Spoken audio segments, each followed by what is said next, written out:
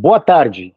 Em nome do Grupo de Pesquisa Linguagem e Discursos da História, LID, em parceria com o Programa de Pós-Graduação em Letras Neolatinas e o Programa Interdisciplinar de Pós-Graduação em Linguística Aplicada, ambos do FRJ, aproveito para dar as boas-vindas ao ciclo Um Golpe de Estado faz 60 anos, revisitando 1964 em tempos de negacionismo historiográfico. As palestras têm por objetivo abordar o impacto que a interrupção da nossa democracia representou em diversas áreas da vida pública e intelectual do país, como a literatura, a cultura, o direito, a saúde, a historiografia, a ciência política, entre outros. Para isso, um conjunto de professores e pesquisadores qualificados aceitaram gentilmente fazer uma exposição sobre cada um dos temas aqui propostos. Hoje, teremos a honra de ouvir a palestra A Violência do Estado como Instrumento de Esvaziamento da Política, reflexões sobre o neoliberalismo em tempos da ditadura civil-militar no Brasil, proferida pelo professor e pesquisador Vítor Vieira Ferreira, da Faculdade de Letras da FRJ e da Casa de Rui Barbosa. Sem mais demora, passo a palavra ao professor Vítor Vieira Ferreira, deixando aqui meu agradecimento por haver aceitado este convite. Perfeito, Victor. Bom, primeiramente, agradecer a todos os presentes, né, que nessa tarde de terça aí estão acompanhando aqui a gente. Naturalmente, agradecer ao Victor, ao Luiz, e por esse convite, por essa oportunidade enfim, de poder estar falando em meio a grandes nomes da nossa academia, né? E, bom, é um prazer, é uma honra, e eu espero hoje poder contribuir aí, em alguma medida com as reflexões, né, que esse curso se propõe a trazer para todos os seus participantes. Bom, dito isso, né, eu vou repetir aqui o título da minha fala: A Violência do Estado e Esvaziamento da Política, Neoliberalismo em Tempos da Ditadura Civil-Militar. Bom, deixa eu só passar aqui. Foi. Bom, quem que é o Vítor Vieira Ferreira? Quem que é esse que vos fala? Né? Uma breve apresentação, né? Ainda que o Victor já tenha mencionado, mas... Bom, meu nome é Vítor Vieira Ferreira, eu sou mestre e doutor em Linguística Aplicada pela UFRJ, né? Também foi lá que eu obtive a minha titulação de graduação, eu fiz letras, português e alemão, então, de certo modo, toda a minha formação acadêmica, ela se dá nos contornos institucionais da Faculdade de Letras da UFRJ, né? E atualmente eu me encontro na condição de pesquisador bolsista junto à Casa de Rui Barbosa, né?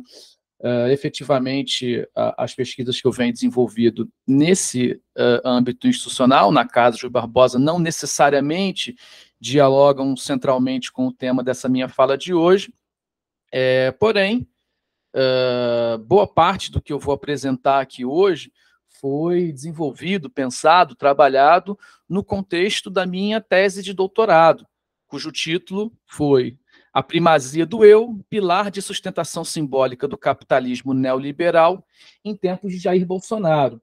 Eu defendi essa tese em 2021 e, bom, a julgar exclusivamente aqui pelo título, vocês podem imaginar que, em alguma medida, eu trabalhei, né, com relação àquilo que seria o neoliberalismo, o pensamento neoliberal.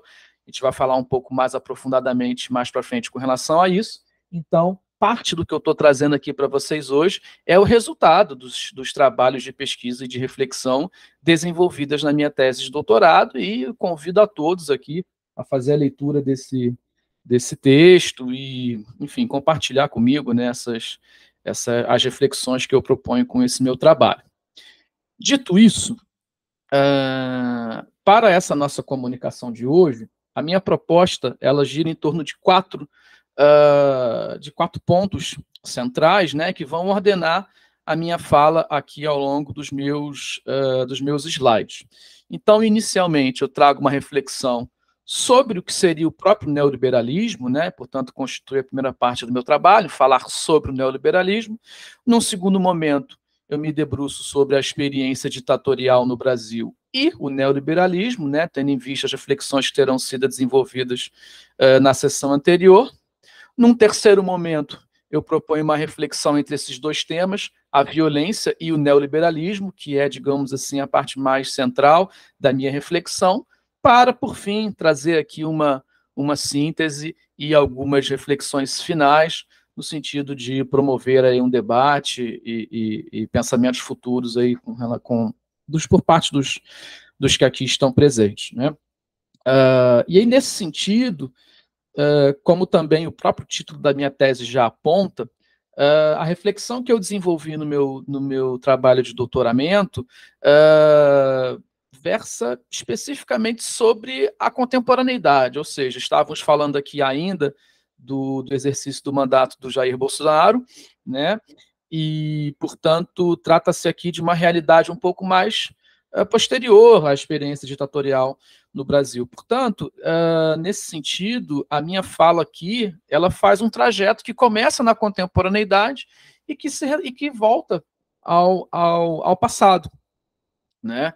Passado, inclusive, esse que eu já tive alguma oportunidade também de visitar, por assim dizer, quando da minha dissertação de mestrado, onde eu trabalhei com um tema bastante distinto, a saber, uma literatura de ficção científica nacional, mas um dos meus objetos de análise foi precisamente um texto quando do período ditatorial.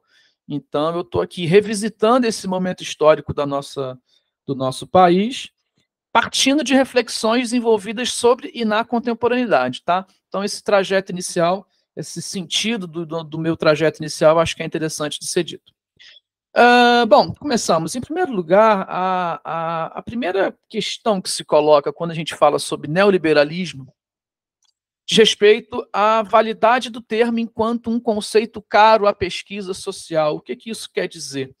Tendo em vista que o termo, ele por muitas das vezes, ele se mostra de forma vaga, politicamente carregado, com intenções denunciatórias, muitas das vezes se apresentando como um xingamento político, ou ainda, nos termos de Brown, né, como um significante frouxo, vazio, cambiante.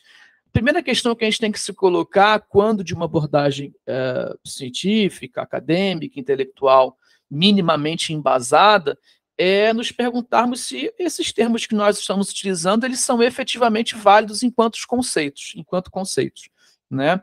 Porque há uma distinção entre o uso mais cotidiano, mais imediato dos termos e a validade deles enquanto conceitos válidos para se compreender a realidade social. E aí, nesse sentido, evidentemente, eu aqui parto daquilo que o Bip Richard ele apresenta, né? Dizendo o seguinte, cito: a despeito dos seus inconvenientes, o neoliberalismo pode ser considerado um promissor candidato na busca por uma terminologia aplicável ao mundo contemporâneo e que seja crítico em seu diagnóstico. Portanto, eu vou tentar demonstrar como que, de alguma forma, quando devidamente esclarecido, esse termo pode querer dizer muita coisa sobre a nossa realidade, tanto a contemporânea e mesmo trazendo ele para momentos históricos mais pretéritos. E quando eu comecei a pesquisar, quando eu comecei a fazer o levantamento bibliográfico sobre o tema durante o meu trabalho de doutoramento, eu percebi que na literatura especializada havia diferentes expressões para aquilo que nós estávamos chamando de neoliberalismo, ou seja, ele era entendido, ele era classificado, ele era descrito, ele era nomeado a partir de diferentes expressões, que seriam tais como uma doutrina e prática social relacionada, um projeto intelectual, uma mentalidade política, uma ordem de razão normativa ou racionalidade governamental, uma nova forma de subjetividade, um pensamento coletivo, uma racionalidade, um corpo de pensamento. E aí aqui eu poderia inclusive mencionar outros, né, mas para não ficar muito extensivo, eu acho que todas essas expressões que se verificam na literatura especializada nos levam à compreensão do neoliberalismo não tão somente como talvez um conjunto de práticas de economia política, mas como, digamos, um conjunto de ideias, por assim dizer. E isso se comprova por esses termos que foram utilizados por esses pesquisadores aqui mencionados. De modo que, no meu trabalho de doutorado, na minha tese, eu proponho que a gente pense sobre o neoliberalismo a partir de 3 eixos centrais de compreensão. Quais seriam esses 3 eixos? Em primeiro lugar, entender o neoliberalismo como um conjunto de ideias, crenças e princípios observáveis em um determinado grupo de textos, produzidos por um determinado grupo de autores, diretamente envolvidos em um projeto de práticas e medidas políticas e econômicas a serem realizadas. Isso aqui é o que eu chamo, é o que eu chamaria agora, e vou chamar mais na frente novamente, bastante, entre aspas, daquilo que seria o neoliberalismo canônico, e aí eu reitero aqui que se trata de aspas, mas por que eu estou chamando de canônico? Porque aqui, basicamente, eu estou me referindo a esse conjunto de textos, autores, obras, que deram o início, digamos, institucional daquilo que seria o pensamento neoliberal, né? Portanto, seriam as fontes primárias do que hoje nós entendemos como pensamento neoliberal.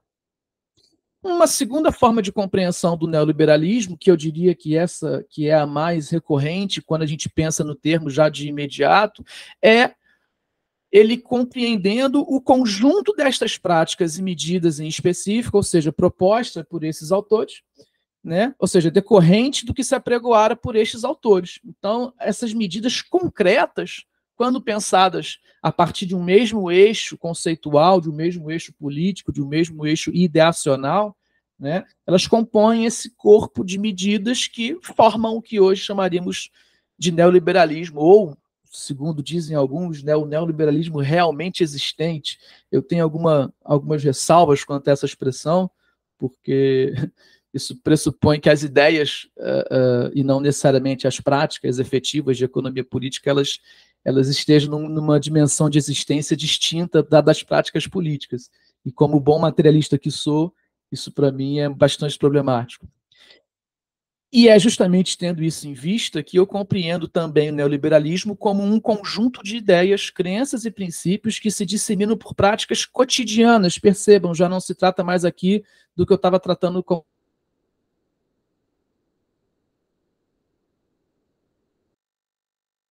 escape, não pertencem fundamentalmente às dimensões políticas e econômicas da sociedade. E, no meu trabalho, eu dediquei grandes esforços tendo como base a predileção pela abordagem ideacional, que é precisamente esse último tópico, essa terceira forma de abordagem, né? Então, em grande medida, ao longo do meu trabalho, eu tentei entender o neoliberalismo para além desses conjuntos de práticas situados historicamente e geograficamente. Tentando entender como um conjunto de ideias que se dissemina por toda a sociedade, nas práticas menos impensáveis, digamos assim, no sentido de serem medidas políticas concretas ou realizadas por corpos institucionais privados ou públicos, né? E há uma vastíssima bibliografia sobre isso que eu estou chamando de pensamento neoliberal, né? Então percebam aqui no que consistem os 3 eixos: o neoliberalismo canônico, o neoliberalismo enquanto práticas de economia política e, por fim, o pensamento neoliberal. Então, quando eu falar em pensamento neoliberal, eu estou me referindo a esse terceiro eixo possível de interpretação do termo, conforme eu coloquei no meu trabalho. E, como eu estava dizendo, há uma vastíssima bibliografia sobre esse pensamento neoliberal, sobretudo na contemporaneidade, sobretudo a partir da década de 70, 60, 70, e com especial atenção, dedicando especial atenção a partir do trabalho de Michel Foucault, né, com o seu título, com a sua obra de título Nascimento da Biopolítica, que é bastante referenciada para a gente poder entender como que é esse pensamento neoliberal, né? E aí eu elenquei aqui, só para que a gente não fique muito no vazio, algumas dessas características do pensamento neoliberal, que consiste, portanto, numa visão de mundo socialmente legitimada e compartilhada que garante a manutenção política do status quo capitalista contemporâneo. O pensamento neoliberal ele traz como característica a sua ubiquidade, no sentido de que se mostra uma racionalidade econômica que se pretende aplicada a todas as dimensões da vida.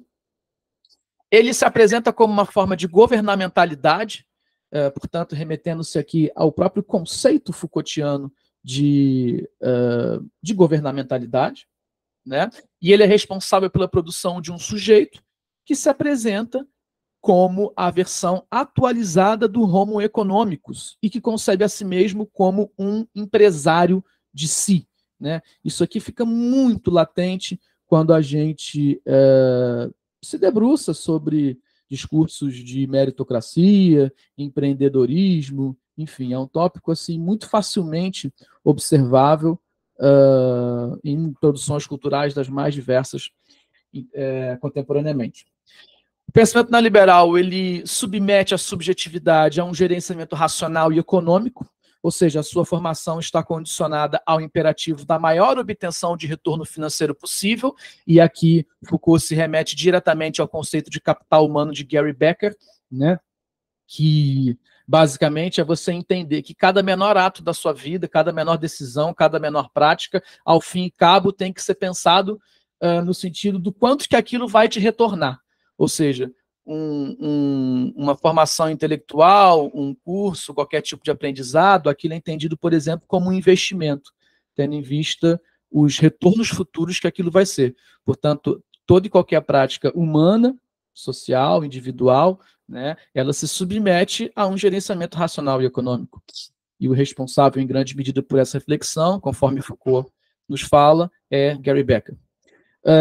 Essa ideia do homem econômico, né, esse homo economicus, ele substitui o princípio das trocas mercantis pelo da competição. Portanto, a competição ela vai adquirir status de norma de sociabilidade prototípica de uma sociedade neoliberal, né? E esse homo economicus ele se converte em empresário de si e se sobrepõe ao homo politicus, ou seja, quando a gente pensa aqui numa reflexão mais inicial do próprio liberalismo, né, que pensa o indivíduo como estando livre para atuar na sociedade politicamente, no sentido de transformá-la e de, assim, digamos, caminhar rumo a um certo progresso social e civilizatório, né? Essa perspectiva de participação política, ela é deixada de lado. A única e possível participação dos indivíduos na sociedade é com relação à sua participação no mercado, que é regido por uma norma de competitividade. Portanto, o mercado é o espaço competitivo onde os mais hábeis em gerenciar os seus recursos saem vitoriosos. Aqui, claramente, uma menção aos discursos meritocráticos, né?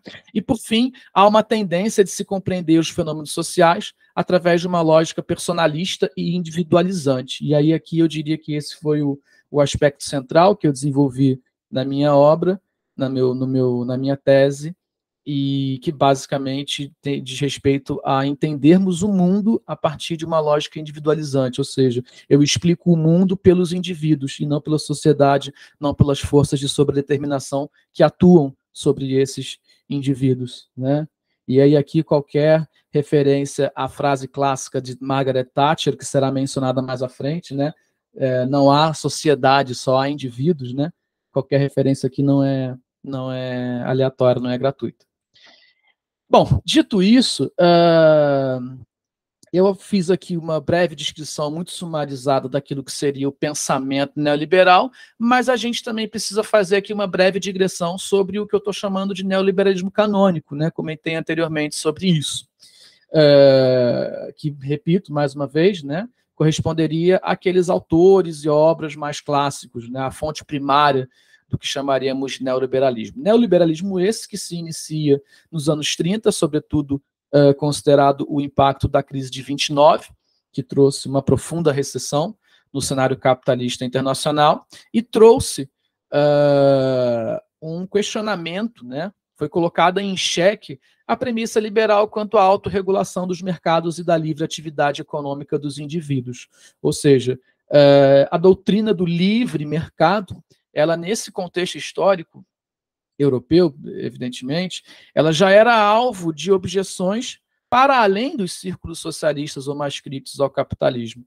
Ou seja, já mesmo dentro dos apologetas do capitalismo, daqueles que acreditavam que o liberalismo seria a solução para o progresso civilizatório, mesmo nesses círculos, já se constatou a incapacidade do mercado se autorregular sem que isso nos leve a resultados catastróficos, como se pôde verificar com a crise de 29. E aí, nesse sentido, cito a mim mesmo, bom, o liberalismo clássico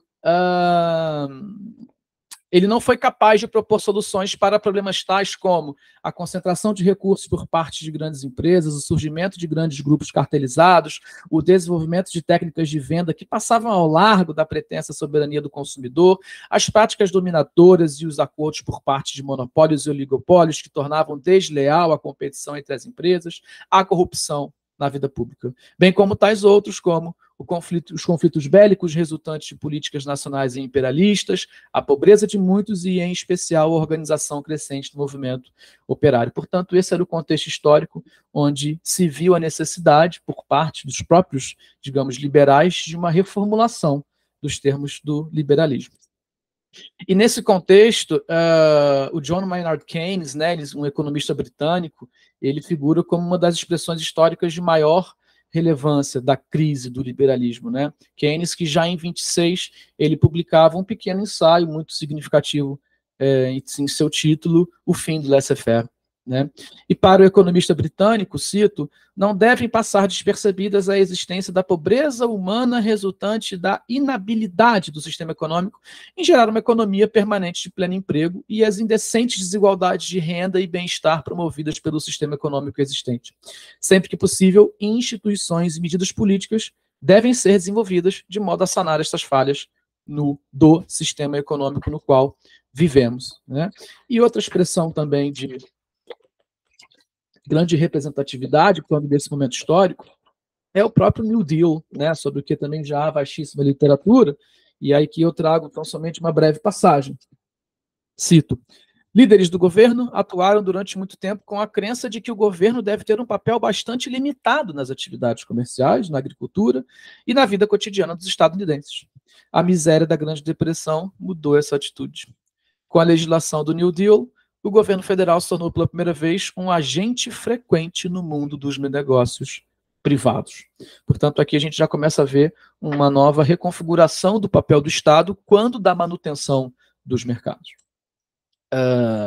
E aqui eu prossigo destacando ainda alguns sinais outros do esgotamento do liberalismo, quais sejam o colapso dos valores e instituições da civilização liberal, e aqui eu estou citando aqui o Hobsbawm, que eu vou também citar mais no tópico abaixo, e uma clara tendência de retirada do liberalismo ao longo dos anos das 3 primeiras décadas do século XX.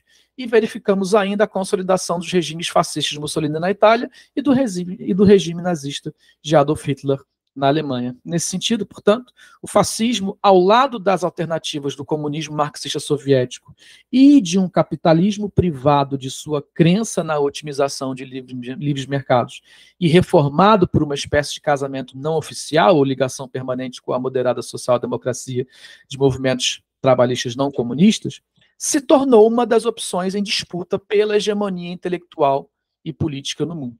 Portanto, o que se propõe aqui com esse neoliberalismo canônico, considerado a sua trajetória histórica, é uma saída neoliberal, que se apresenta como uma força intelectual com pretensões de atuação política, e isso aqui é bom que se frise, veremos por que mais à frente, que se mostrou refratária aos modelos keynesianos de atuação do Estado, ao fascismo e à experiência socialista soviética. Portanto, o neoliberalismo ele surge num campo de adversidade muito claro, ou seja, a proposta que se coloca é distinta desses 3 eixos, digamos, vigentes à época. Então, o que os neoliberais eles não queriam? Eu não quero keynesianismo, eu não quero New Deal, eu não quero fascismo e, evidentemente, por serem liberais, apologetas do capitalismo, também a experiência socialista soviética não se mostrava como uma linha a ser seguida. E quando eu estou falando de neoliberalismo canônico, a gente tem alguns daqueles que seriam os marcos institucionais do neoliberalismo.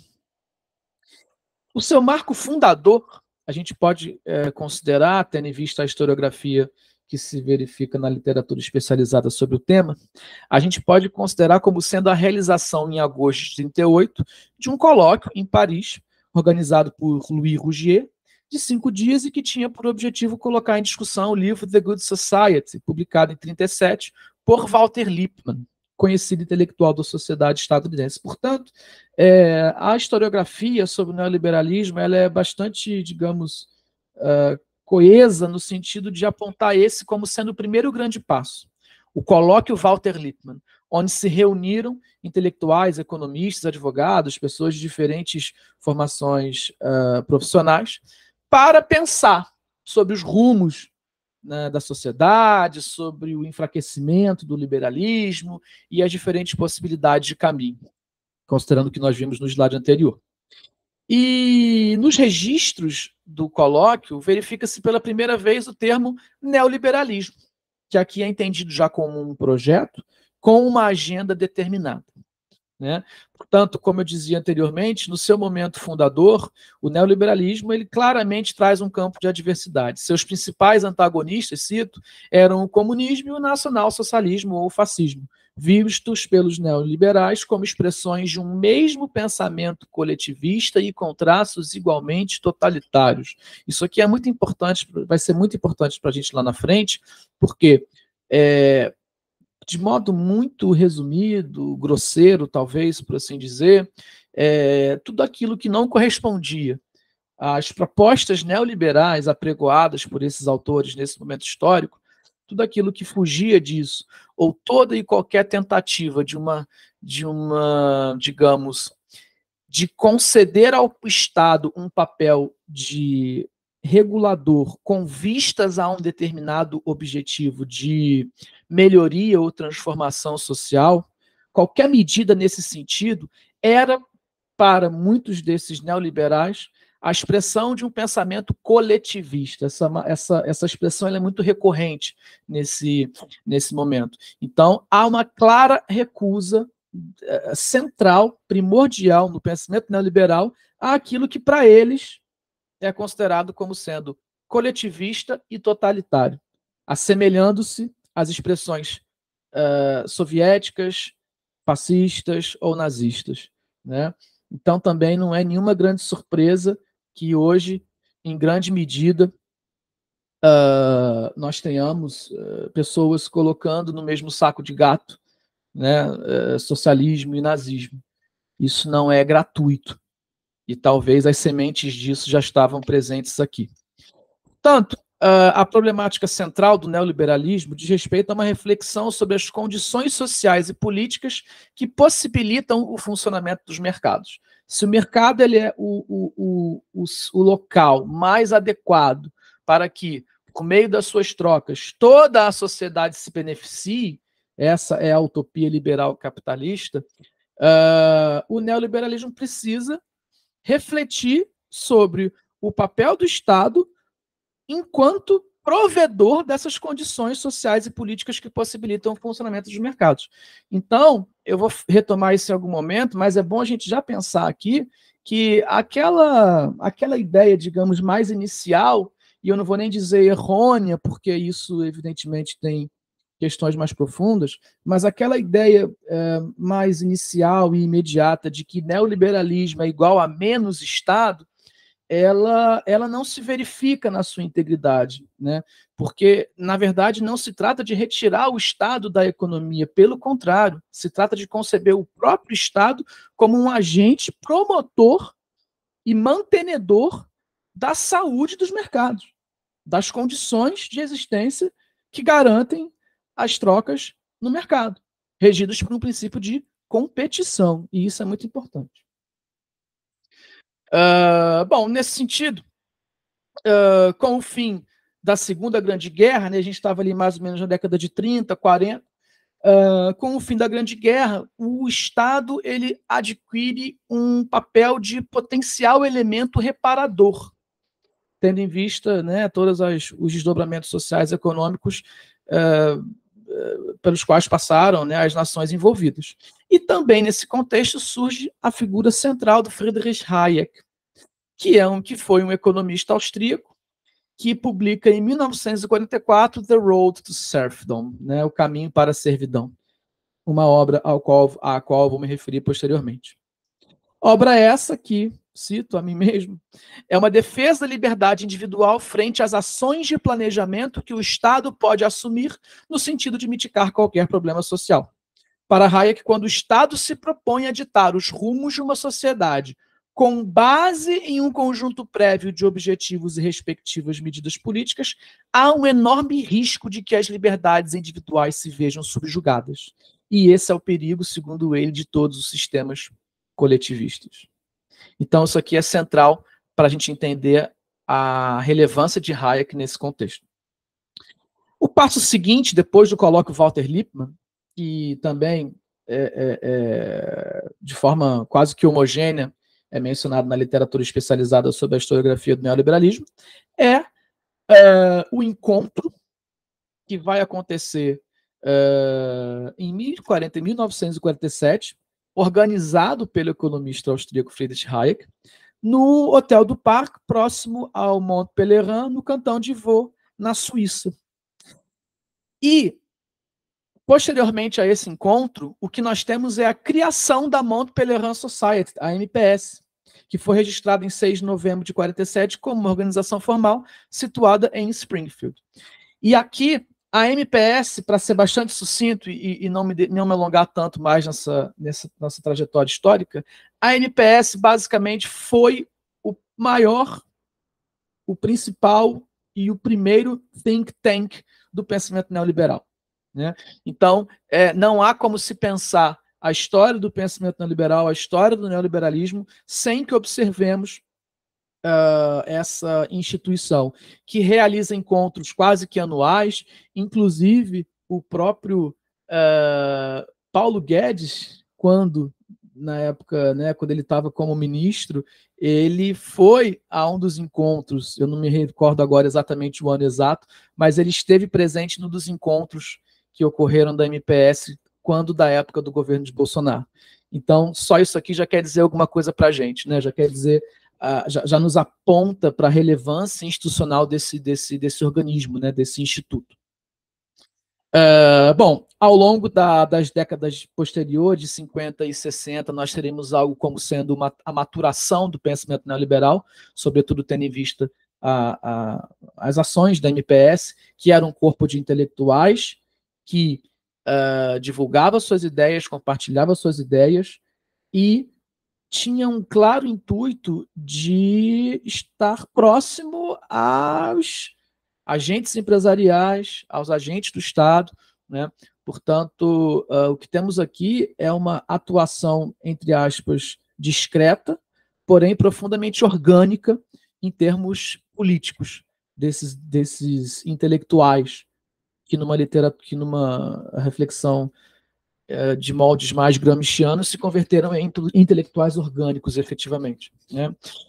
Na década de 70, a MPS ela se expande, ela goza de reconhecimento público e ainda nesse momento, para a gente poder pensar neoliberalismo, para a gente poder fechar essa sessão inicial, a gente evidentemente tem que se referir à figura do Thatcher e do Ronald Reagan, né, que foram os grandes implementadores do neoliberalismo, e por fim, chegando lá na década de 90, a gente tem o consenso de Washington como sendo a expressão histórica do predomínio das ideias neoliberais.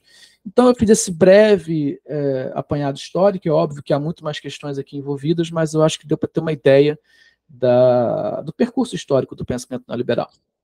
E nesse sentido, a gente chega então na seção 2, onde eu me proponho a pensar sobre a experiência ditatorial no Brasil e o neoliberalismo.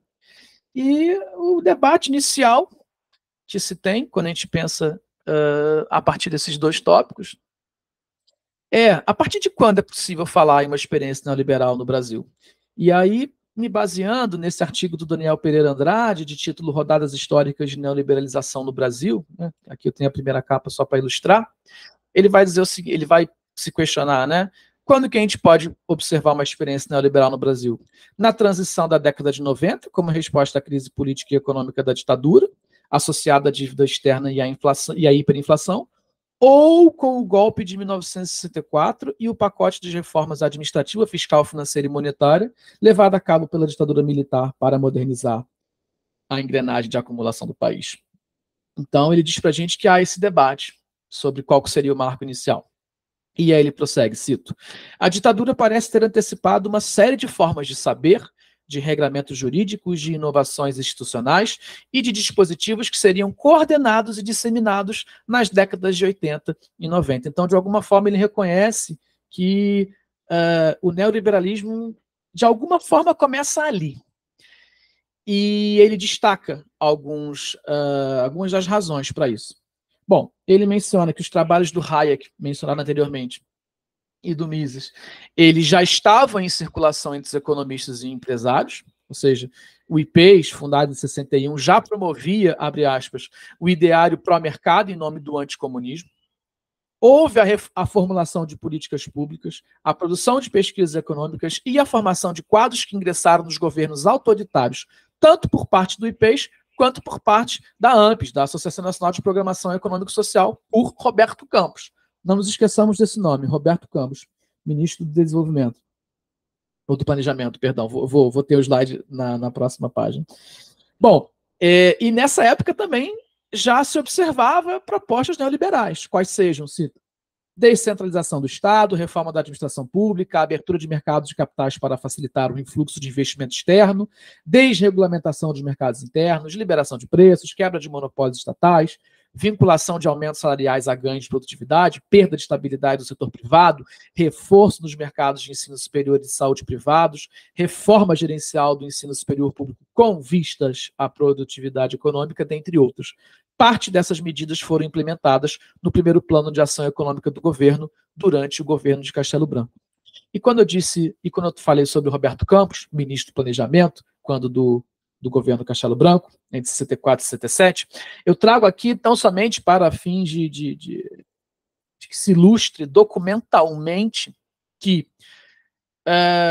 já nessa época, já em 63, nós já tínhamos, tal como se colocou anteriormente, quando eu citei o artigo, nós já tínhamos uma circulação de pensamentos neoliberais. Nós já tínhamos uma circulação dos autores, do cânone neoliberal. E um exemplo inquestionável disso, né, um exemplo simbólico disso, é justamente esse textinho aqui do Roberto de Oliveira Campos, que se tornou ministro do Planejamento, numa edição do Jornal de Brasil de 63. Né? Eu não vou ler aqui ele como um todo, mas o que eu acho importante destacar aqui é que quando a gente pensa hoje em pensamento neoliberal, uma coisa que muitos autores eles trazem é o seguinte: quem é neoliberal não se intitula neoliberal.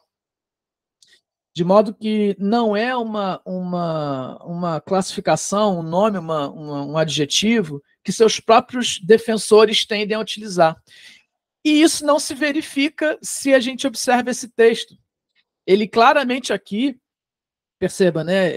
Ele vai dizer aqui: isso nos leva a concluir que alguma parcela do milagre neoliberal resultou precisamente da libertação, enfim, não vou prosseguir. Mas o ponto é, nesse momento, entre aspas, neoliberalismo não era um xingamento ainda, né? Então, eu achei isso aqui bastante também indicativo, em termos históricos, para a gente ver como que esses termos eles vão ganhando novos significados ao longo da história.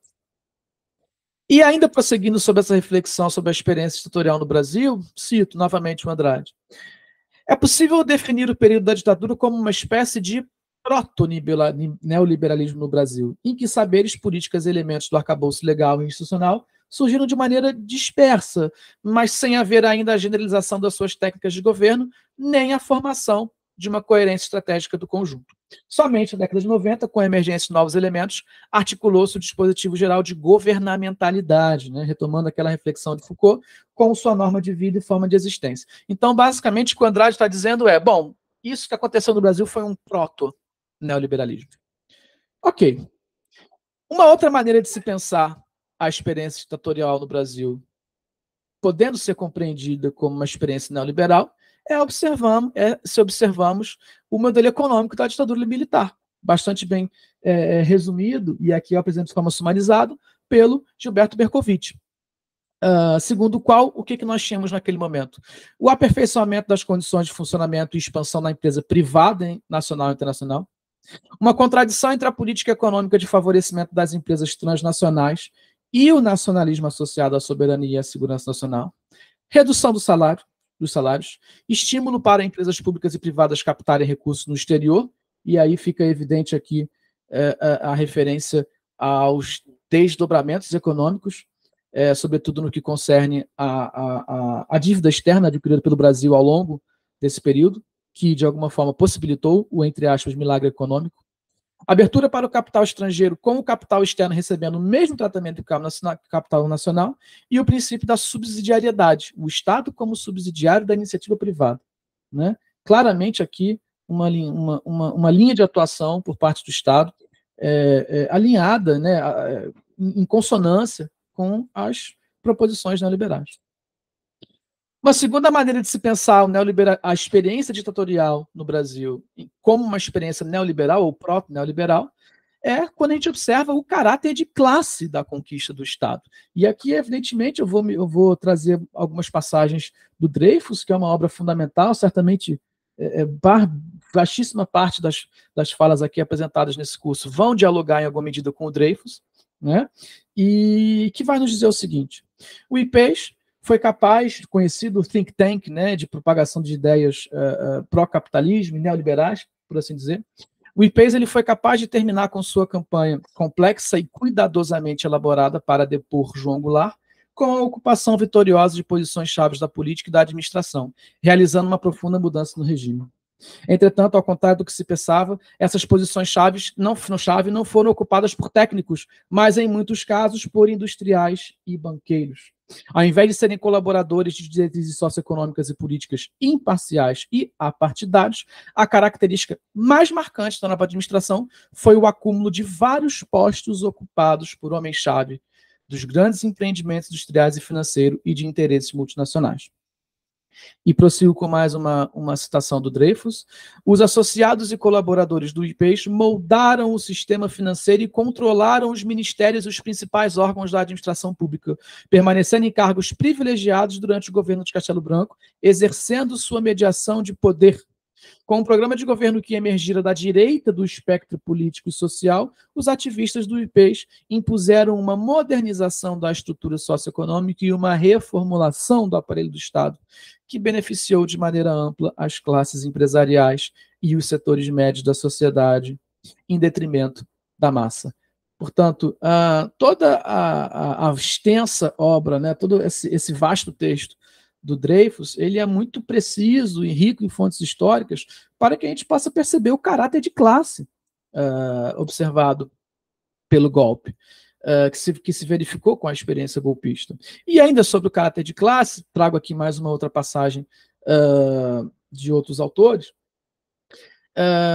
em específico Pedro Campos, né, e Cláudio Bezerra de Vasconcelos, nesse artigo de título A Aliança Empresarial Militar e a Ditadura Brasileira, a atuação de empresários e escolas militares e de integrantes das Forças Armadas em companhias privadas durante o regime pós-64. E eles vão dizer o seguinte: aceitamos a nomenclatura de regime civil-militar desde que o elemento civil seja entendido como dotado de classe, sendo o golpe e a ditadura um governo de força conduzido pela classe dominante.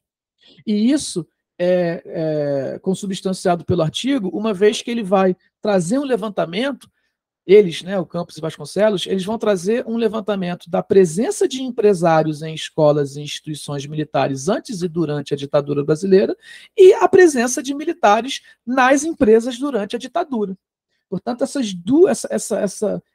dupla dimensão de presenças, ela denota claramente como que o golpe foi conduzido pela classe dominante e com o objetivo de garantir a estrutura social que possibilitava essa dominação de classe.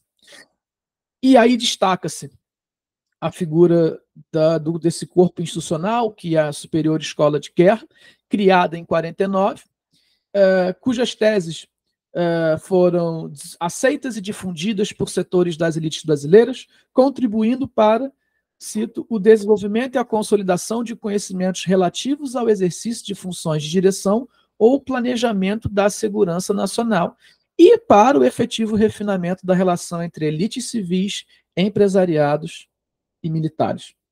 Portanto, dentre outros, esse aqui é um texto onde fica, por meio do qual a gente verifica que há uma clara relação entre elite, empresariado e militares. Isso se observa histórica e institucionalmente. E aí eu trago mais uma passagem ainda desses autores, cito: é incorreto pensarmos que a relação entre militares e empresários durante a ditadura foi isenta de conflitos. Ok. Contudo, essa aproximação foi fundamental para a tomada de poder e para a definição do caráter da ditadura brasileira, inaugurada com o golpe de 64. A sociabilização entre esses atores em escolas e instituições militares durante os anos 50 e 60 foi essencial para dirimir receios mútuos, conciliar interesses diversos e homogeneizar uma proposta de transformação do Estado brasileiro. Por outro lado, a presença desses oficiais em empresas privadas no pós-64 também ajuda a salientar o caráter empresarial militar do regime. Portanto, uma vez observadas o caráter de classe, o modelo econômico, e em que medida a gente pode pensar sobre um certo proto-neoliberalismo quando da experiência ditatorial, o terceiro aspecto que eu destaco, que justamente é aquele que eu trago como sendo central na minha fala, é o tópico da violência durante o regime. Quanto a isso, eu trago aqui esse capítulo, esse artigo que compõe um livro que é uma coletânea de textos, do Henrique Serra Padrós, cujo título é Repressão e Violência, Segurança Nacional e Terror do Estado nas Ditaduras Latino-Americanas, que vai ajudar a gente a entender sobre o papel da violência durante o regime. E aí eu cito: de um lado, o fator repressivo de tais sistemas, ou seja, das ditaduras latino-americanas, decorreu da pressão exercida pelo capital internacional e pelas elites locais para a imposição de um novo modelo de acumulação. Por outro, resultaram da radicalização das contradições de classe e do avanço de projetos reformistas ou revolucionários, principalmente a partir da vitória da Revolução Cubana. Portanto, aqui fica claro todo aquele cenário, aqui se pressupõe o cenário quando do governo de João Goulart, com as suas propostas reformistas, suas reformas de base, que, enfim, não vou aqui refazer a trajetória histórica, mas a gente evoca isso aqui nesse sentido, e, evidentemente, o medo, digamos assim, o receio que a Revolução Cubana gerou em todo o continente, né? E daí você começa a ver todo um reposicionamento dos Estados Unidos no que diz respeito à importância da América Latina para a manutenção do seu poder econômico, político, social, num contexto de Guerra Fria. E nesse momento, destaca-se também a doutrina de segurança nacional, que, por sua vez, pressupunha a rejeição da ideia da divisão da sociedade em classes, e aí, uma vez o cidadão não mais pertencente às classes, ele passa a pertencer a uma comunidade nacional. E quem não pertence a essa comunidade se torna um outro, se torna um inimigo. Prossigo citando: nesse sentido, qualquer entendimento que aponte a existência de antagonismos sociais ou questionamentos que explicitem a dissimulação de interesses de classes por detrás dos setores políticos dirigentes é identificado como nocivo aos interesses da nação e, portanto, deve ser combatido como tal.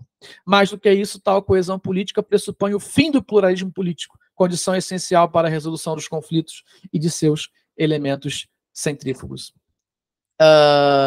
Nesse contexto, portanto, o que temos é a introjeção da realidade conflitiva da Guerra Fria nos marcos nacionais, em grande medida levada a cabo pelos Estados Unidos. E aí é importante que pensemos o papel dos Estados Unidos nesse contexto, para que pensemos sobre violência neoliberal em tempos de ditadura civil-militar. E aí eu trago aqui mais duas passagens, cito: a defesa dos interesses estadunidenses na América Latina, sua zona de influência abalada desde 59, levou a superpotência capitalista a considerar a política interna de cada país da região como extensão da sua política externa. Ou seja, Os assuntos de segurança interna desses países passaram a ser entendidos como se fossem da sua segurança. Assim, apoiando-se nos setores confiáveis da classe dominante, os Estados Unidos estimularam a adoção da ideia de que havia uma guerra interna a ser enfrentada. Essa guerra, em função das particularidades do inimigo interno, da periculosidade dos desdobramentos da ação do inimigo, devia ser enfrentada e transformada em guerra total, na qual todos os fatores possíveis deviam ser colocados à disposição dos defensores da unidade nacional e do mundo livre. E aí, falando sobre doutrina de segurança nacional, em nome da doutrina de segurança nacional, da unidade nacional, do anticomunismo e, veladamente, dos interesses implícitos na quinta liberdade, o Estado se configurou como macroinstrumento repressivo que, variando em grau de violência nos diversos países do Cone Sul, deixou como marca comum a supressão das instituições democráticas. Os setores economicamente dominantes viram nessa intervenção e na própria doutrina de segurança nacional a viabilização da tranquilidade social tão necessária para os seus interesses. E aí, complementando essa reflexão sobre violência, eu trago aqui também mais uma reflexão do Andrade, que foi mencionado anteriormente, agora já com outro texto, de título Neoliberalismo e Guerra ao Inimigo Interno, da Nova República virada autoritária no Brasil. E ele vai dizer o seguinte: o princípio fundamental, cito, o princípio fundamental da lógica militar da guerra ao inimigo interno é que ela constitui, antes de tudo, a relação de guerra, incrustada no treinamento e nas práticas das forças repressoras do Estado. Estabelecida tal relação fundante, ela define a categoria classificatória dicotômica baseada na oposição amigo-inimigo, que pode se desenvolver em múltiplas escalas. A posição do inimigo se constitui, portanto, de maneira derivativa, sendo caracterizada como lugar vazio e indeterminado, demandante de preenchimento a posteriori. Foi com base nessa lógica que diversos grupos opositores à ditadura foram lidos como e convertidos na prática em inimigos, em vez de serem vistos como cidadãos que participavam legitimamente da esfera pública e do debate democrático. Ou seja, o que isso significa dizer? Não se pode pensar a violência ditatorial sem essa configuração ideacional, ideológica, cultural, de que havia uma guerra interna. E isso, em grande medida, tendo sido fomentado e levado a cabo, repito, pelos Estados Unidos. Daí a gente observar aquilo que chamaríamos de terror do Estado, sobre o que cito novamente Padrós. O terror de Estado resultante da dinâmica capitalista, de forma geral, é um sistema de controle e disciplinamento a que recorrem os setores economicamente dominantes em determinadas conjunturas, quando se sentem fortemente questionados e ameaçados. Portanto, o terror de Estado que se observa na experiência ditatorial brasileira, ele não pode ser pensado sem que compreendamos que o golpe foi dado a partir de uma perspectiva de classe e todo o movimento do Estado posterior ao golpe se deu com vistas à manutenção dessa configuração econômica que garantia a dominação de classe da elite, dos próprios militares, evidentemente, e, de forma mais ampla, do próprio poderio estadunidense à época. Ou seja, trazendo uma síntese aqui do que eu abordei na sessão anterior, o que a gente tem que observar? O caráter de classe da experiência ditatorial, o papel dos Estados Unidos desde antes do golpe, aqui a gente sabe que foram mobilizados, né, inclusive forças marinhas, quando, dos momentos iniciais do golpe, né, também não vou entrar nesse mérito aqui agora. Observamos a circulação e o consumo das ideias neoliberais em solo brasileiro, a implementação de medidas neoliberais de economia política. Então, uma vez observado tudo isso, há de falarmos sim em uma presença neoliberal na experiência ditatorial no Brasil. Estou colocando presença para a gente não se aprofundar por demasiado sobre o neoliberalismo ter sido um proto-neoliberalismo ou um neoliberalismo pleno.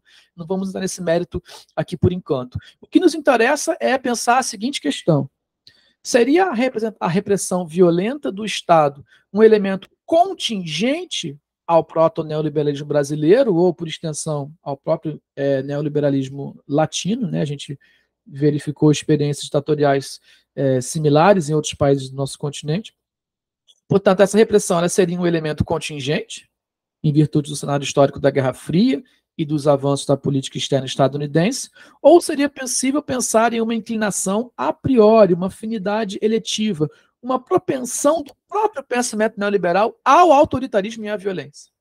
E aí, nesse sentido, o Andrade, mais uma vez, ele acredita que podemos falar em uma hibridização da lógica da soberania expressa na guerra militar contra o inimigo interno com a governamentalidade neoliberal no Brasil. Porém, ele faz uma ressalva. Essa hibridização ela não se aplica necessariamente ao período ditatorial. Nesse artigo, ele tenta mostrar como que essa lógica que se inicia quando da experiência ditatorial, ela se mantém presente até a contemporaneidade. Sobretudo porque, nos lembremos, para ele, neoliberalismo no Brasil só vai ocorrer a partir de 1990, né? Que, inclusive, é o que é dito por muitos outros pesquisadores, né? Enfim, na área. De modo que a minha questão central é: a violência ela foi contingente ou ela é central ao pensamento neoliberal? E eu já estou me encaminhando para o final da minha fala. Pensar violência e neoliberalismo inevitavelmente nos leva a nos questionarmos sobre as raízes do problema, que basicamente é a complexa relação entre o capitalismo, Estado e democracia. Claro que a gente poderia ficar aqui 1 hora, 2, 10, 15, 30, só falando sobre isso. E eu trago apenas uma reflexão inicial, aqui, tendo em vista a contribuição de um texto de BIM, de 2020. Quanto mais livres os mercados são, mais distantes eles estão daquilo que pode ser chamado de democracia. O mercado capitalista, por exemplo, ao invés de facilitar o processo de tomada de decisão baseado no espírito público, tende a destruí-lo, porque não promove relações entre agentes como cidadãos, companheiros, né? Como membros de uma mesma comunidade, mas como meros fatores de processo de produção e de troca de bens. Portanto, retoma-se lá atrás aquela reflexão de que o homo economicus ele se sobrepõe ao homo politicus. E se inicialmente eu trouxe a minha fala realizando um movimento de contemporaneidade ao passado, agora eu faço um movimento contrário, do passado à contemporaneidade, até chegarmos nesse textinho do Tiemar Burak Tansel, de título Neoliberalismo Autoritário, né, em direção para uma nova agenda de pesquisa.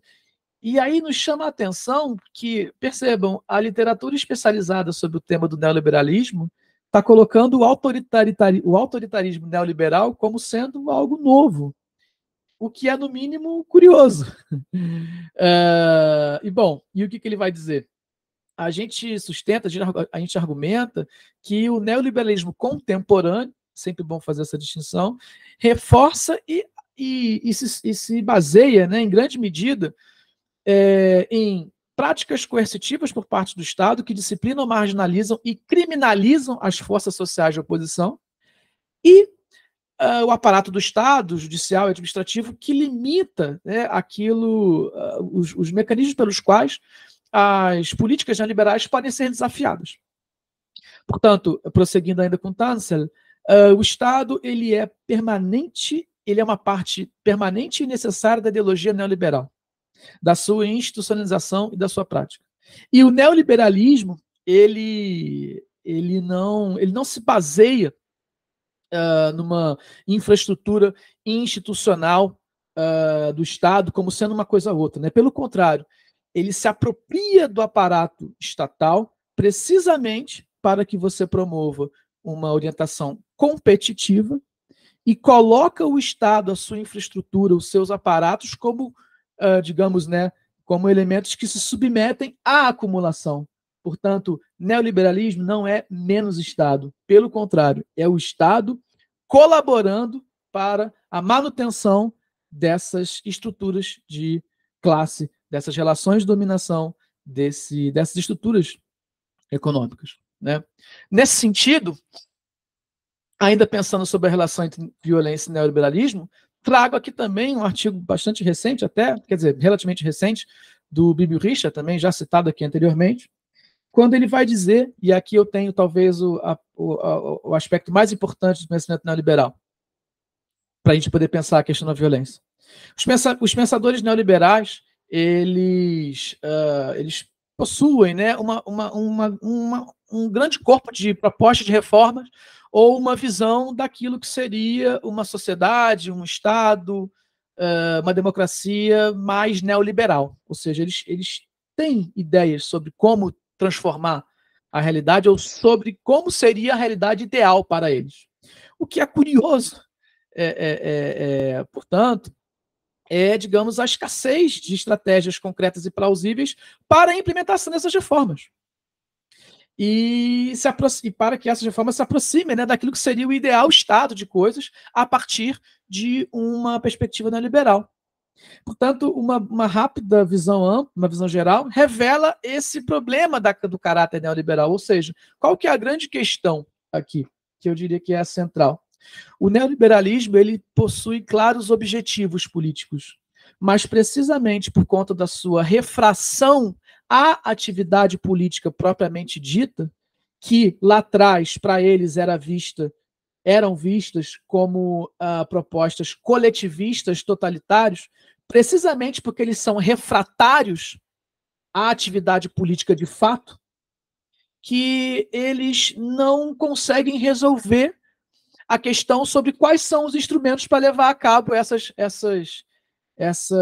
anseios. E, no fim das contas, qual que é o único instrumento que acaba sobrando para que essas realizações ocorram? O aparelho estatal com a sua violência. Ou seja, a conclusão, e eu retomo aqui a citação novamente do Bibi Richa, a conclusão dessa exploração preliminar, e a que ele se refere ao artigo, é que o autoritarismo ele não é um contramovimento ao neoliberalismo. Ele é uma parte, ele é uma parcela do neoliberalismo. Ou seja, não dá para você pensar a experiência neoliberal, os anseios neoliberal, sem que se leve em consideração a força de repressão por parte dos liberais. Não conseguem pensar numa outra forma de atuação política que não seja essa, para poder conter os seus, enfim, aqueles que colocam em xeque as suas ideias. E aí, nesse sentido, com a palavra, o próprio Hayek, numa entrevista dada ao El Mercúrio, um jornal chileno, quando de visita ao Chile. Bem, eu diria que, no que diz respeito a instituições a longo prazo, eu sou totalmente contra ditaduras. Mas uma ditadura pode ser um sistema necessário para um período de transição. Às vezes é necessário você ter um país, às vezes é necessário que um país tenha, durante um certo período, alguma forma ou outra de poder ditatorial. Como você vai entender, é possível que um ditador governe de uma forma liberal. E também é possível para uma democracia governar com uma ausência total de liberalismo. E aí aqui é a frase mais conhecida. Pessoalmente, eu prefiro um ditador liberal a um governo democrático ausente ou carente de liberalismo. E ainda, prosseguindo, tendo a própria lavra do autor, e aí aqui eu me refiro a esse livrinho que está aqui na tela, Individualismo e Ordem Econômica, de 48. Para Hayek, há uma limitação constitutiva dos interesses e conhecimentos do indivíduo, de modo que ele não pode saber mais do que uma pequena parte do todo da sociedade e que, por isso, tudo que pode motivá-lo são os efeitos imediatos que suas ações terão nas esferas que lhe serão conhecidas. Há, portanto, de se reconhecer esta limitação inalienável do sujeito e submeter-se aos desígnios do mercado, a única forma de organização possível na qual o conjunto das buscas particulares dos interesses de cada indivíduo resulta em um bem-estar amplo e geral, sem a necessidade de que haja qualquer design inteligente guiando estas buscas. Portanto, já em Hayek, a gente observa precisamente aquilo que eu estava falando ao longo de toda essa minha exposição, né? Há uma clara recusa à organização política, aos movimentos sociais, aos movimentos operários, por óbvio. Portanto, o que se tem aqui é uma crença utópica, por assim dizer, no sentido mais negativo possível do termo, uma crença de que basta que os indivíduos eles atuem como elementos do mercado, indivíduos esses que não podem saber mais do que uma pequena parte do todo da sociedade, ou seja, se quiser começar a ficar pensando sobre projetos mais amplos de transformação social, não, para, limite-se àqueles que são os efeitos imediatos das suas ações. Então, com base nisso, fica clara, insisto, essa refração à atividade política, de modo que eu tenho aqui o meu argumento central. Conquanto falemos hoje em uma governamentalidade neoliberal, responsável pela manutenção do capitalismo em sua fase contemporânea, a experiência histórica brasileira e latina, por extensão, se mostra como uma realização concreta da reação por parte do Estado frente a movimentos sociais de contestação da ordem econômica vigente, ou que, de alguma forma, esta se mostra ser um obstáculo. Portanto, a linha central da minha fala aqui é: a violência neoliberal ela é o ponto de chegada da contraditória refração à atuação política pressuposta pelo pensamento neoliberal. E aqui eu destaco contraditória. Por que é contraditória? Porque se a gente pensar na trajetória histórica da Mont Pelerin Society, desde os inícios, desde os seus primórdios, aliás, desde aquilo que se observava nos textos dos pensadores, dos primeiros pensadores neoliberais, havia uma clara agenda política, mas eles não se mostravam como um movimento político. Pelo contrário, houve até mesmo, durante algum certo tempo, um debate sobre se deviam ser tornadas públicas ou não as discussões ocorridas na MPS. Ou seja, o que está em jogo aqui é uma intelectualidade que se pretende orgânica, mas ela não se mostra como um movimento político. Daí a lacuna mencionada pelo Bibi Richard, né? Ou seja, o pensamento neoliberal ele sabe aonde quer chegar, ele quer chegar nesse estado ideal de sociedade para eles, mas eles não conseguem admitir que o que eles estão fazendo é um movimento político e colocam num lugar de alteridade todo e qualquer movimento social que se pretenda político. Então, por isso que é contraditório, né? Sobretudo tendo em vista hoje, quando nós pensamos no próprio, digamos, esvaziamento da política de modo mais amplo. O que eu quero dizer com isso? Na perspectiva de que não há mais caminhos de atuação política, a gente simplesmente vive, segue o que tem que ser seguido, as transformações sociais, elas não necessariamente têm que ser levadas a cabo por grupos organizados, né?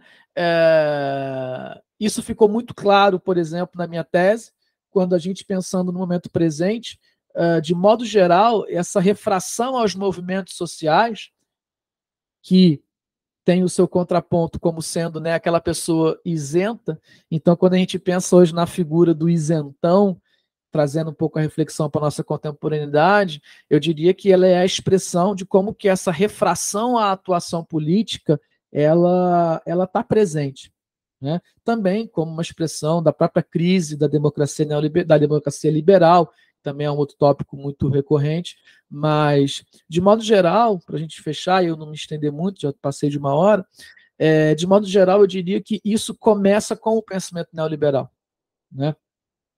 Portanto, quando pensamos no autoritarismo do tempo presente, a gente tem que levar isso em consideração, né? De modo que esse revisionismo histórico que hoje anda em voga, né, com gente pedindo volta da ditadura militar e tantos outros exemplos, né, que se destacam aí na contemporaneidade, esse retorno ao passado que a gente tem que fazer, eu diria que a gente tem que fazer no sentido de perceber que, repito, meu argumento central, a experiência histórica brasileira, ela tem que ser, assim, ela tem que assustar a gente no sentido de dizer assim, olha, a gente consegue chegar até aqui, tá?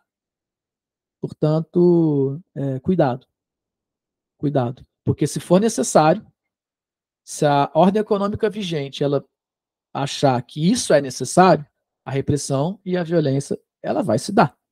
Claro que, em termos contemporâneos, essa violência mais, digamos, imediata, ela se coloque talvez como sendo um elemento periférico, tendo em vistas que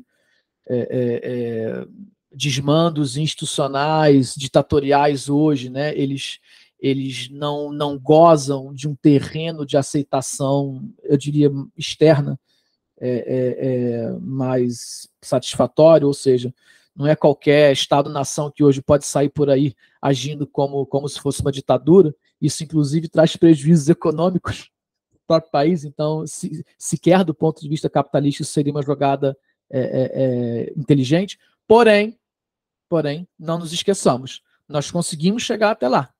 E se a ordem econômica vigente for contestada, os agentes de repressão irão atuar sem nenhum problema.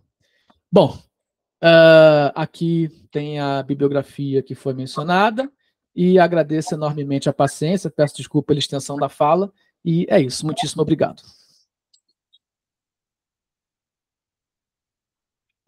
Muito obrigado, Vitor. Muito obrigado pela sua belíssima apresentação, muito completa, muito estruturada, né? Uma coisa que a gente já sabia que seria, né, a tua apresentação, né? Então, muito obrigado mesmo. Bom, para não extrapolar o tempo, eu gostaria de te fazer, bom, vi que não temos perguntas aqui no chat, né? Então, tendo em vista essa questão da violência que você se deteve com muito cuidado, né, além de traçar o histórico do neoliberalismo e da sua relação com a ditadura no Brasil, né, e principalmente você mostrando de maneira muito eficiente como, de alguma forma, ela teria sido precursora, né, inclusive até aos Chicago Boys do Chile, que só chegaram em 73, você mostrou muito eficientemente que nem isso eles tiveram o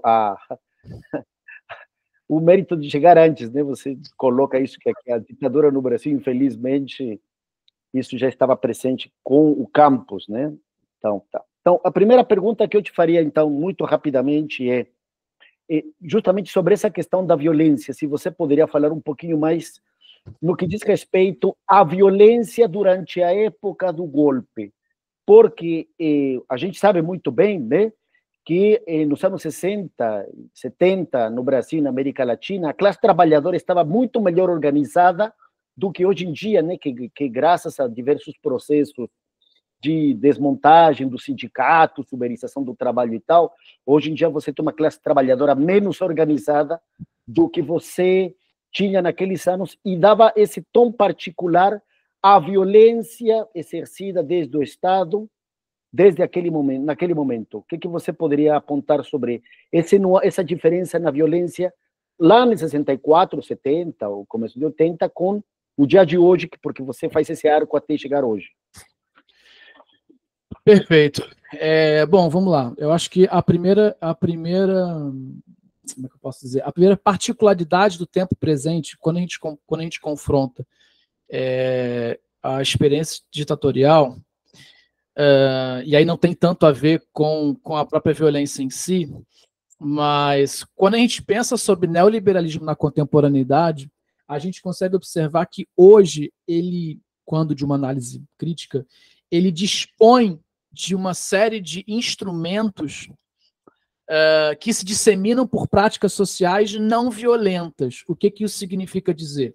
Significa dizer que, na contemporaneidade, é como se o neoliberalismo, para ele poder se fazer presente, para que a estrutura econômica vigente ela se faça legítima, ela recorre a, digamos, a recursos mais alinhados com aquilo que, por exemplo, Gramsci vai chamar de hegemonia.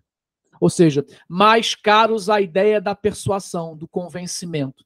Ou seja, é muito mais fácil eu refrear o movimento trabalhista dos operários, dizendo para eles que quando eles estão se submetendo a uma plataforma, eles são os seus próprios patrões.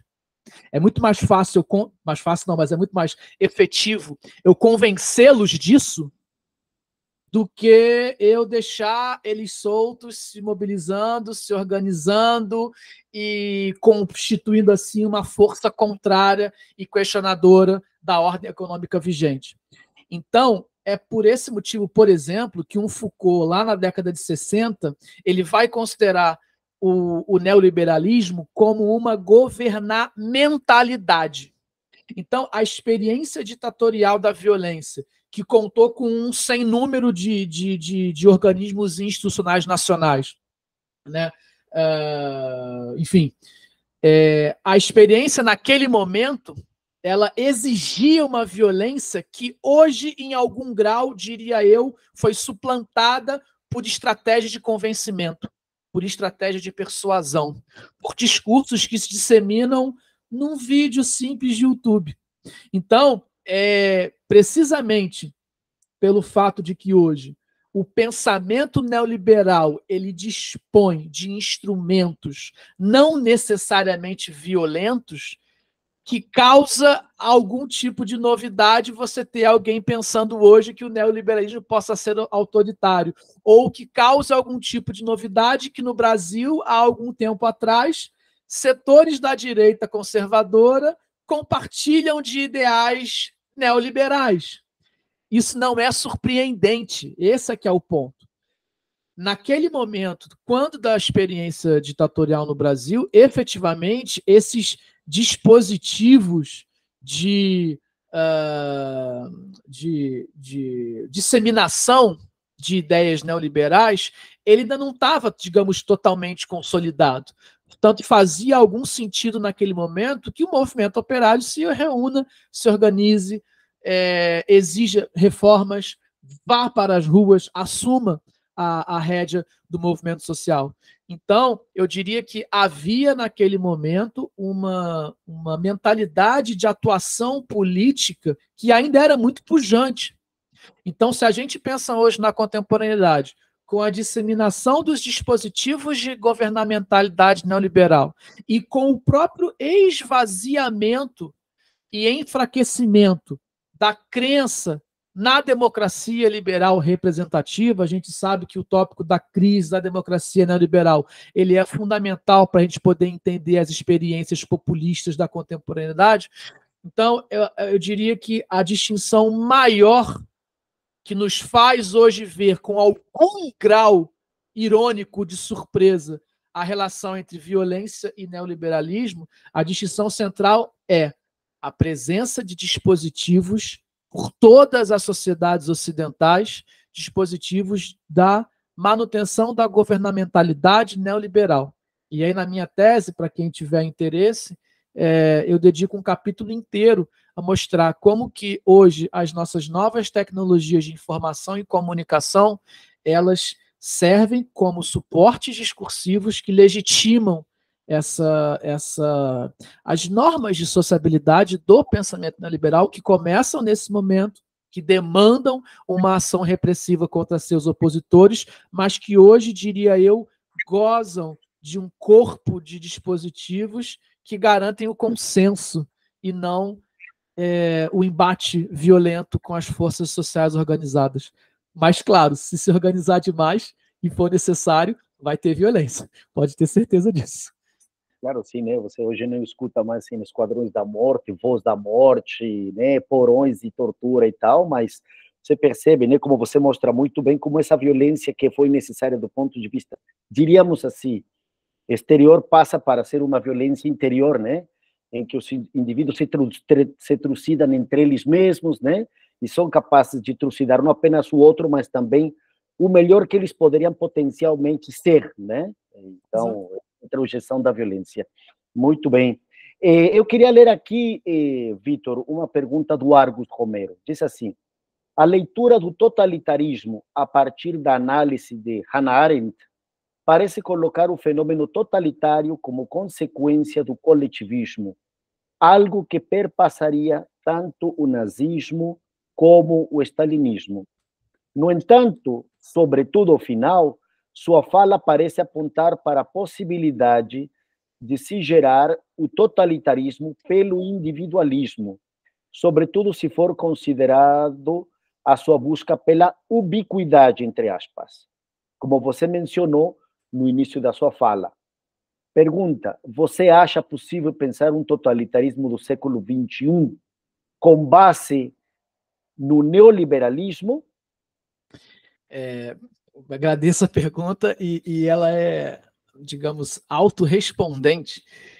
E é fantástico, porque o ponto é precisamente esse. Essa é a contradição, é a coisa mais patética, por assim dizer, quando a gente pensa sobre isso tudo, porque o que acontece? Lá no começo, os neoliberais, por assim dizer, claro que eu estou colocando aqui de modo geral, cada um tem suas questões, enfim, Chicago Boys, o ordoliberalismo do alemão, bababá, mas enfim, vamos colocar no mesmo saco para a gente poder dialogar. Mas o ponto é, tudo que era movimento político para eles era totalitário, era coletivista.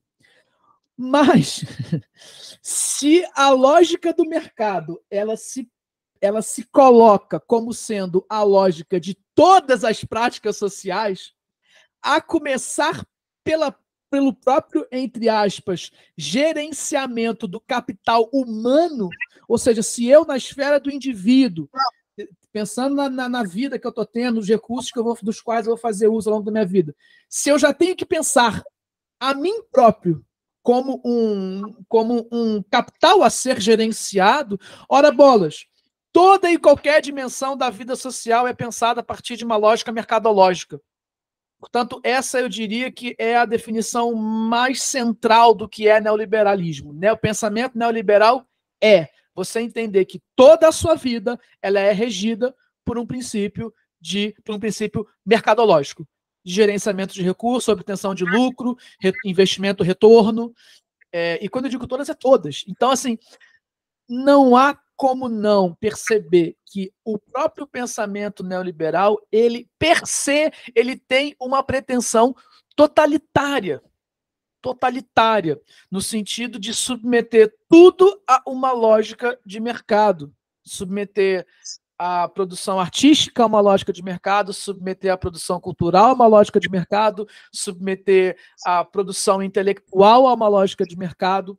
Portanto, é possível sim. O totalitarismo do século XXI é o totalitarismo neoliberal, que não permite que você consiga pensar nenhuma outra saída para esse modelo de vida vigente. E mais do que isso, você é ao tempo todo convencido de que esse é o modelo ideal. Daí a referência clássica ao fim da história, né, que também não é uma coisa de hoje. Então, assim, a manutenção do sistema capitalismo vigente, ele depende da reprodução desse neoliberalismo nas suas instâncias simbólicas. E isso se faz, sobretudo, por convencimento e não por repressão direta. Mas não nos esqueçamos que, se for necessário, vai ter. Então, é isso aí, Argos. O ponto central é esse. Ok, então. Victor, então, muito obrigado pela sua belíssima apresentação. Completa, extraordinária, muito explicativa para quem assistir esse vídeo. Então, agradeço enormemente. Hugo, Victor, muito obrigado e parabéns.